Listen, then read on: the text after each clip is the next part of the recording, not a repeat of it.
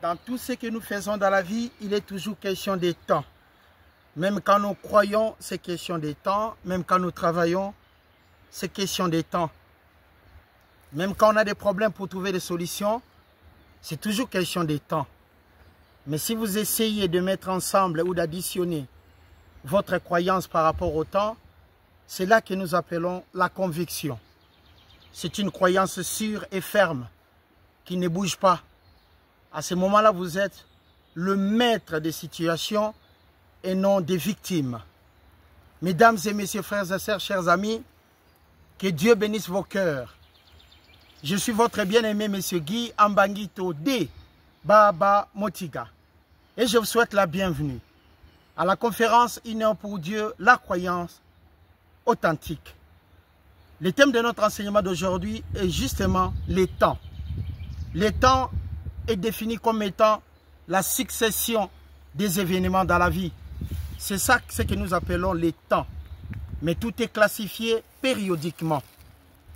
Nous avons des soucis. Peut-être, il y a un moment aussi, nous sommes dans la joie. Mais nous allons regarder dans la parole de Dieu pour comprendre l'importance du temps. Et que nous devons croire par rapport au temps. Avoir la patience par rapport au temps. Parce que notre Dieu sonde nos cœurs et nos reins. Dieu sait ce que nous avons besoin. Le livre de Matthieu chapitre 6. Le livre de Matthieu chapitre 6. À partir du verset 33. Cherchez premièrement le royaume et la justice de Dieu. Et toutes ces choses dans la vie vous seront données par-dessus. Mais la première des choses, c'est chercher d'abord le royaume et la justice de Dieu. Toujours avec la patience et le temps, vous savez qu'un jour, Dieu va honorer ses promesses. Il a dit qu'il souhaite que nous prospérons en tous égards et que nous soyons en bonne santé, qu'on prospère l'état de nos âmes. Dieu n'est point un homme pour mentir, ni un fils d'un homme pour se repentir. Il accomplit toujours ses promesses. Ne vous inquiétez donc pas du lendemain, l'autre temps, car le lendemain aura soin de lui-même. À chaque jour, 24 heures, suffit sa peine. Par rapport à notre croyance, nous devons vivre 24 heures à la fois. On ne peut pas remplacer Dieu. On ne peut pas supplanter Dieu par rapport aux situations que nous pouvons vivre dans la vie. Sur cette terre, nous avons déjà dit, il n'y a pas de cœur. Le cœur de l'homme est tellement fragile. Mais Dieu a dit dans sa parole, nous devons vivre par rapport au temps. Nous avons besoin de vivre seulement 24 heures à la fois. Ça ne sert à rien de remplacer l'Éternel des armées. Lui, il représente tout simplement la grâce. Il représente l'amour. Il représente la bonté. Il représente la paix sur tous les plans. Mais aujourd'hui, nous allons parler du temps pour comprendre. Et quand nous croyons, on ne peut pas avoir peur. Parce que le temps appartient à Dieu. Ce qu'on n'a pas aujourd'hui, on peut l'avoir le lendemain. Mais nous devons vivre tout simplement 24 heures à la fois. Le reste, c'est l'affaire de Dieu. C'est l'affaire du Tout-Puissant. C'est l'affaire du Créateur des cieux, de la mer, de la terre et de tout ce qui s'y trouve. Il est incomparable. Voilà pourquoi il nous dit, nous devons vivre seulement 24 heures à la fois. Ecclésiaste chapitre 3. Le livre d'Ecclésiaste, chapitre 3 pour comprendre la bonté de Dieu par rapport au temps. Et nous allons comprendre. Ecclésiaste, chapitre 3. Il y a un temps pour tout. Il y a une période pour tout. Pour toute chose sous les cieux. Il y a un temps pour naître. Il y a un temps pour mourir. Il y a un temps pour planter. Il y a un temps pour arracher ce qui a été planté. Il y a un temps pour tuer. Il y a un temps pour guérir dans la vie. Il y a un temps pour abattre. Et il y a un temps pour bâtir. Il y a un temps pour pleurer par rapport à d'autres situations de la vie. Il y a un temps, il y a une période pour pleurer. Ça veut dire tout simplement ça passera. Il n'y a pas un problème éternel dans la vie. Aussi longtemps que nous croyons, nous devons aussi imaginer qu'il y a tout simplement un temps pour pleurer. Il y a une période pour se plaindre dans la vie. Mais sachez-le mes bien-aimés, il y a aussi une période de joie dans la vie. Le retour de Jésus-Christ, cette assurance que nous avons. Il y a un temps de la joie dans la vie qu'on peut être content quand on reçoit par exemple son salaire. On est content du travail qu'on a accompli pendant tout un mois. Il y a un temps pour toute chose. Il y a une période spécifique pour toute chose. Il y a un temps pour pleurer et puis il y a un temps pour rire. Un temps pour se lamenter et puis un temps pour danser. Un temps pour lancer des pierres et puis un temps pour ramasser des pierres. Un temps pour embrasser, un temps pour s'éloigner des embrassements. Un temps pour chercher et puis un temps pour perdre. Un temps pour garder, un temps pour jeter. Un temps pour déchirer, un temps pour coudre. Un temps pour se taire et puis un temps pour parler. Un temps pour se taire parce qu'on sait que Dieu est omniscient. Un temps pour se taire parce qu'on sait que tout est possible à celui qui croit. Nous croyons par rapport au temps et c'est ça ce qu'on appelle la conviction. La conviction d'une fille de Dieu. La conviction d'un fils de Dieu. Nous sommes convaincus que Dieu n'a jamais délaissé qui que ce soit. C'est par rapport à notre croyance ainsi que les temps. Si nous comprenons que le temps appartient à l'Éternel des armées, nous serons convaincus, quels que soient les problèmes qu'on peut traverser dans la vie, nous aurons toujours une solution. Que Dieu vous bénisse. Nous allons travailler cet enseignement pour comprendre la grâce de l'Éternel. Les livres de Jean chapitre 5. Les livres de Jean chapitre 5. Les livres de Jean chapitre 5. Nous allons comprendre le thème de notre enseignement, je répète, les temps. Après cela, il y eut une fête des Juifs, des Judéens. Jésus monta à Jérusalem. Or, après Jérusalem, près de la porte des brebis, il y a une piscine qui s'appelle en hébreu Bethesda, qui avait 5 portiques, 5 entrées où les malades pouvaient s'entasser parce qu'il n'y avait pas assez de place non plus. Sous ces portiques étaient couchés un grand nombre de malades qui attendaient par rapport au temps, des aveugles, des boiteux, des paralytiques, qui attendaient les mouvements de l'eau, car un ange descendait de temps à temps, pas à tout moment, pendant une période quelconque, un ange descendait et agitait l'eau. Et celui qui descendait le premier après que l'eau avait été agitée était guéri. Quelle que fût sa maladie. Incroyable. Il a fallu premièrement croire. Mais si on est paralytique, si on est malade, il faut que les gens qui peuvent te transporter pour te jeter dans l'eau soient trop rapides. Et tout le monde s'est préparé pour la guérison. Donc ce n'était pas facile dans ces lieux-là. La croyance était là. Mais ça devait être additionné avec la conviction pour qu'on soit là sûr. Le temps plus la croyance, ça nous donne la conviction. Ces gens-là qui attendaient la guérison à la piscine, ils avaient leur croyance, mais ils devaient additionner le temps pour que ça devienne une conviction. Le fait d'aller rapide quand l'eau était agitée, c'était une conviction. Mais croyez-moi, il y avait des paralytiques qui n'avaient droit à aucun mouvement. C'était peut-être les gens de la famille qui devaient agir. Et ces derniers devaient aussi avoir la force de conviction pour transporter leurs membres de famille.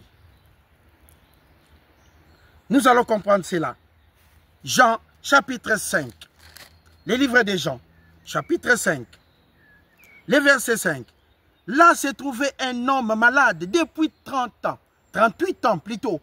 Un homme malade depuis 38 ans. Sûrement, la famille a tenté à plusieurs reprises, mais ils avaient échoué. Mais cette famille n'avait pas abandonné parce qu'ils n'ont pas eu l'opportunité de jeter leurs frères dans l'eau pour qu'ils puissent retrouver la guérison. Ils n'avaient pas abandonné.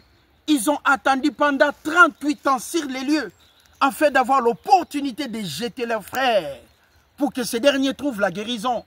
Incroyable. Les temps par rapport à la croyance, ça s'appelle la conviction. On peut croiser quelqu'un qui te dit, mais mon frère, jusqu'à maintenant, tu ne trouves pas de travail. Jusqu'à maintenant, tu ne trouves pas quoi que ce soit.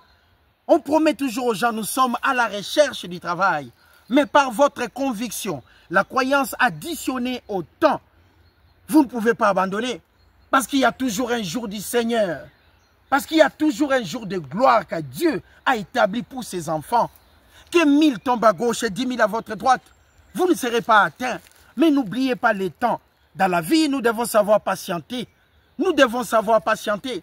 On a vu toutes sortes de miracles sur cette terre. Là où les gens disent que c'est trop tard. Mais Dieu apparaît brusquement. Il démontre aux gens que ce n'est pas trop tard. On a vu ce genre de miracles sur cette terre qui prouvent que Dieu est bon. Mais en tant que des chrétiens, des croyants, des fils et des filles de Dieu, nous devons toujours additionner les temps par rapport à la croyance pour être convaincus. Ne jamais imaginer que c'est trop tard, parce que Dieu n'est jamais en retard. Ne jamais imaginer que c'est trop tard, parce que notre Père n'est jamais en retard. Pourquoi on peut se poser la question? Parce qu'il est omniscient, il est omnipotent, il est omniprésent. 39 ans d'attente pour croire. 39 ans d'attente pour avoir la guérison. Incroyable. Quelqu'un d'autre peut dire, non, il est grand temps que je quitte ce monde. Mais la famille croyait. Ils ont gardé le membre de leur famille sur place pour trouver un jour l'opportunité afin de jeter leurs frères dans l'eau et que ces derniers puissent trouver la guérison. La conviction qui est la croyance par rapport au temps. Il y a un temps pour toutes choses. Il y a un temps pour pleurer. Il y a aussi un temps de joie dans la vie. Parce que Dieu est amour. Aucune personne qui est née sur cette terre est destinée qu'à pleurer dans la vie. C'est impossible. Mais sachez tout simplement que votre croyance doit être additionnée au temps. Et à ce moment-là, vous aurez la conviction. Vous ne serez jamais découragé, même si les gens se moquent de vous. Ça fait longtemps que ces messieurs ne travaillent pas. Il ne fait que se promener. Mais si vous êtes convaincu pour vous-même qu'un jour vous aurez du travail, un jour vous l'aurez bien, parce que c'est votre conviction. C'est la croyance par rapport au temps. Il y a un temps pour toutes choses. Il y a un temps pour marcher. Il y a un temps pour s'arrêter. Mais il y a un temps que Dieu délivre toujours ses enfants. Regardons pour comprendre la volonté de Dieu. Maintenant Jésus, l'ayant aperçu, Jésus l'ayant vu couché, et sachant qu'il était malade depuis longtemps, Jésus est venu. Il a aperçu cet homme.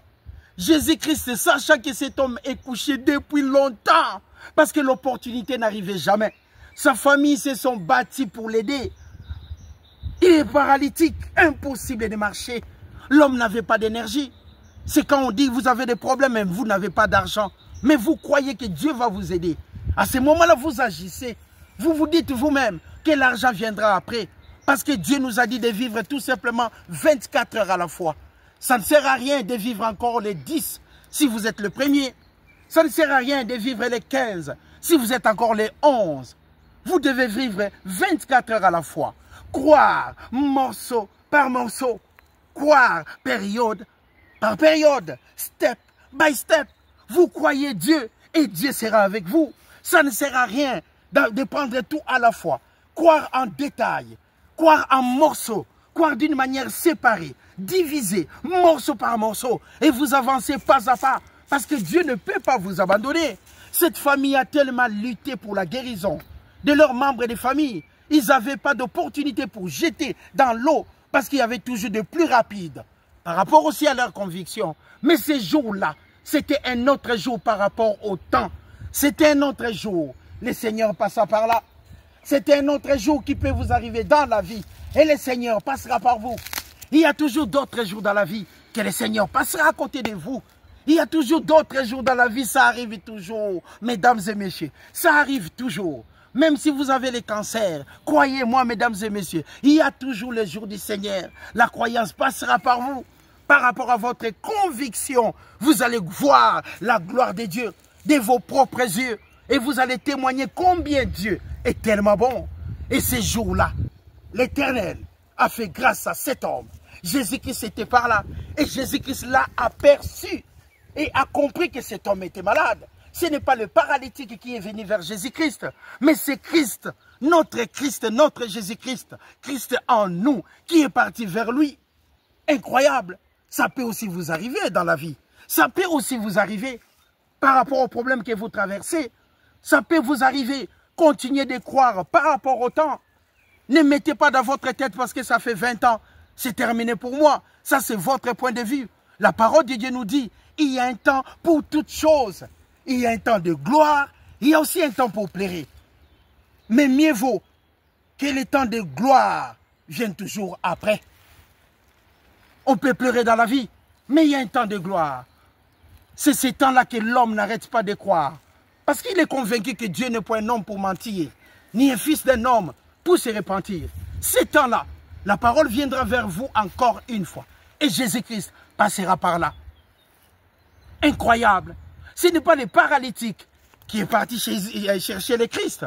Mais c'est Christ qui l'a aperçu de loin. C'est magnifique, n'est-ce pas? C'est tellement magnifique. Magnifique de vivre ces moments incroyables. Jésus l'ayant vu, couché, et sachant qu'il était malade depuis longtemps, et Jésus-Christ lui dit, veux-tu être guéri? Et pourtant, il était là pour être guéri. Mais Jésus-Christ lui a amené au niveau de la croyance par rapport au temps. Parce que l'homme a passé 39 ans là-bas. Il n'avait plus la capacité de croire. Regardons encore une fois, pour ne pas commettre l'erreur, qui était couché là-bas. Jésus-Christ, pendant 38 ans plus tôt, Jésus-Christ l'ayant vu, Jésus s'est approché, sachant qu'il était malade depuis longtemps, incroyable, et lui posa la question, veux-tu être guéri? On peut se poser la question, pourquoi le Christ a encore posé cela?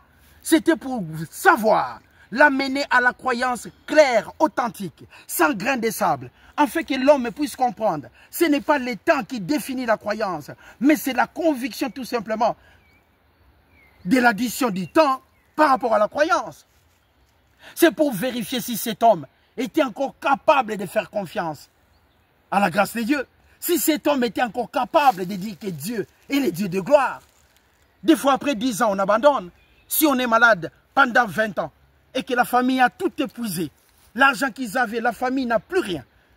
Et un membre de la famille vient te dire, écoutez, on n'a plus rien. On n'a plus rien, on a tout donné pour toi.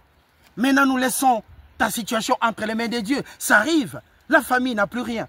Mais c'est à ce moment-là qu'il faut commencer de croire d'une manière authentique, sans grain de sable, pour comprendre que le temps vous aide encore à croire d'une manière claire. Ce n'est pas la croyance pour impressionner les gens, comme on dit chez nous. André, bonjour. Chez nous, on répond toujours, je vais bien, par la grâce de Dieu. André, ça va ta maladie? Ah oui, ça ira, je crois. Mais on comprend nous-mêmes que la parole qui sort de sa bouche n'est pas synchronisée par rapport à son cœur. Jésus-Christ essayait d'exhorter le monsieur. Veux-tu être guéri? Il suffisait seulement à ce monsieur de dire oui. Ça veut dire qu'il était d'accord. Amen. Je suis d'accord d'être guéri.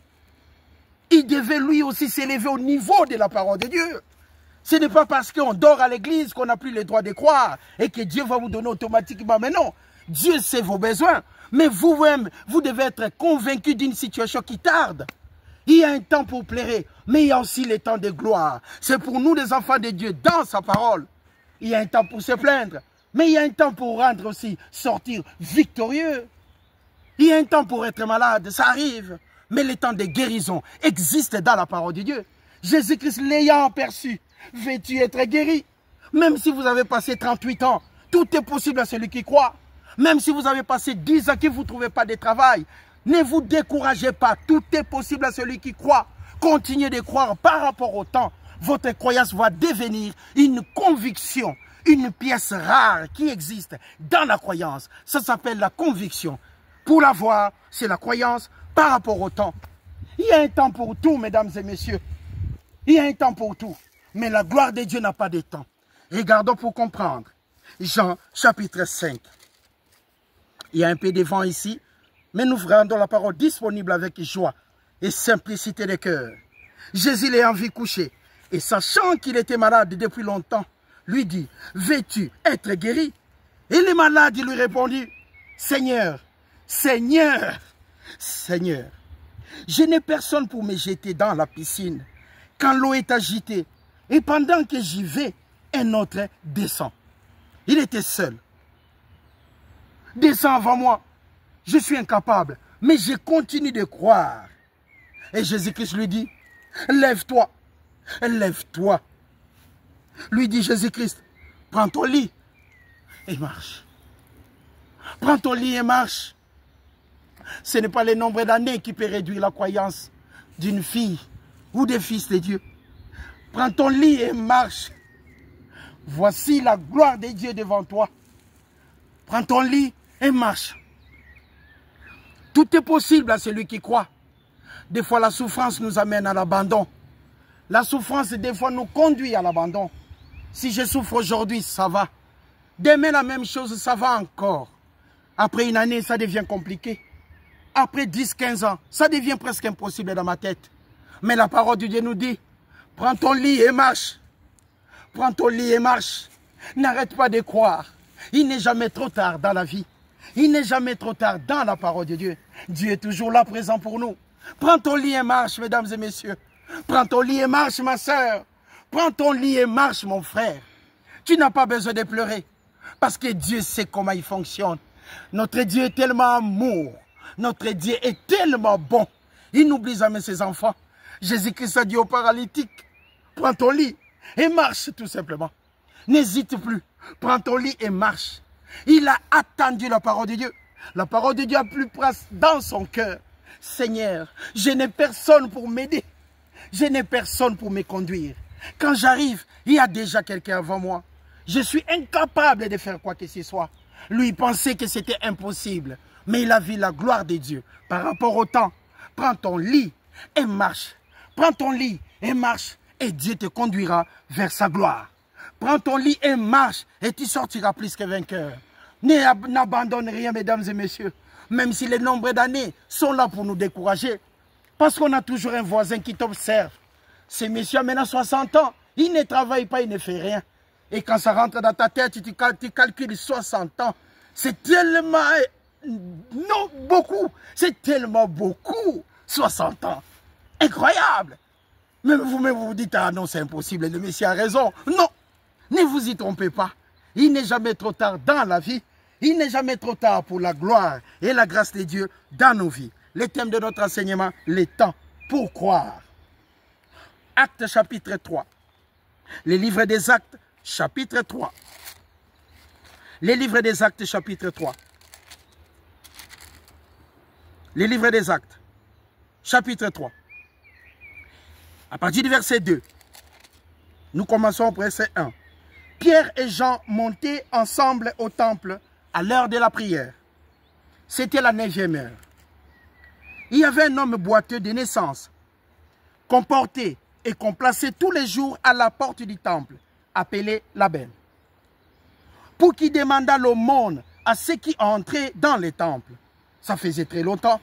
C'est un homme boiteux. Cet homme, voyant de ses propres yeux Pierre et Jean, qui allaient y rentrer, leur demanda aussi l'aumône, comme d'habitude.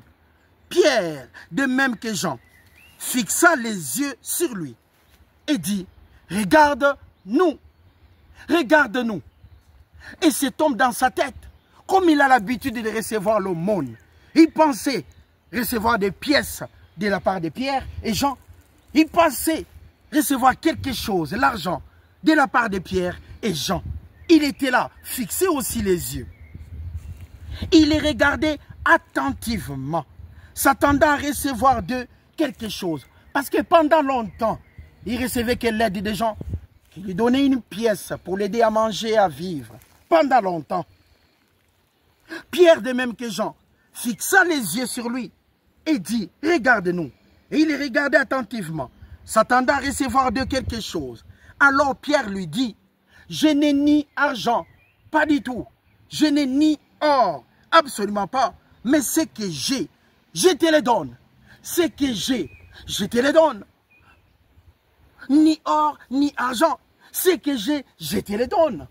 Le monsieur qui attendait l'argent, on l'apprend qu'on n'a pas d'argent.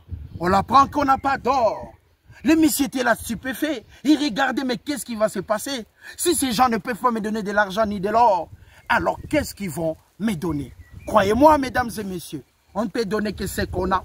Nous, on a Christ en nous. On ne peut donner que ce qu'on a. Nous, on a la croyance. On ne peut donner que ce qu'on a. Nous, on a l'amour. On ne peut donner que ce qu'on a. La bonté de Dieu en nous. On ne peut donner que ce qu'on a. Avoir pitié des autres. On peut donner que ce qu'on a. Même si le monde est corrompu. Mais nous, nous marchons là. La tête haute et les épaules effacées. Parce que nous connaissons la part de Dieu. Nous connaissons aussi son adresse. Nous connaissons la volonté de Dieu dans nos vies. On ne peut donner que ce qu'on a. Pierre et Jean l'ont regardé attentivement. Nous n'avons ni or, ni argent. Par rapport au temps, il était là en train de regarder, s'attendant positivement de recevoir d'eux quelque chose. Une croyance positive qui précédait déjà l'action. Regardons pour comprendre. Alors, Pierre lui dit, Je n'ai ni argent ni or, mais ce que j'ai, je te le donne. Au nom de Jésus-Christ de Nazareth, lève-toi et marche. Par rapport au temps, le temps de ces messieurs était accompli. Dieu n'oublie jamais quelqu'un. Frères et sœurs, chers amis, quel que soit le temps que vous attendez quelque chose, quel que soit le temps que vous attendez un enfant, peut-être, quel que soit le temps que vous attendez le travail, quel que soit le temps que vous attendez la guérison, ne vous découragez jamais. Le temps, plus la croyance, ça vous donne la conviction. Que Dieu vous bénisse partout où vous êtes, à l'hôpital, au travail, dans vos maisons. Que Dieu vous bénisse abondamment. Je vous souhaite un bon dimanche avec joie et simplicité de cœur. C'était là les temps par l'amour de Dieu. Les temps qui nous bénit. Les temps que Dieu a rendu disponibles pour nous. Les temps que Dieu a donné gratuitement pour nous. Les temps de Dieu dans la vie. Ne jamais se décourager parce que Dieu est tellement bon. Qu'il vous bénisse abondamment. Continuez de croire parce qu'il est tellement bon. Au revoir.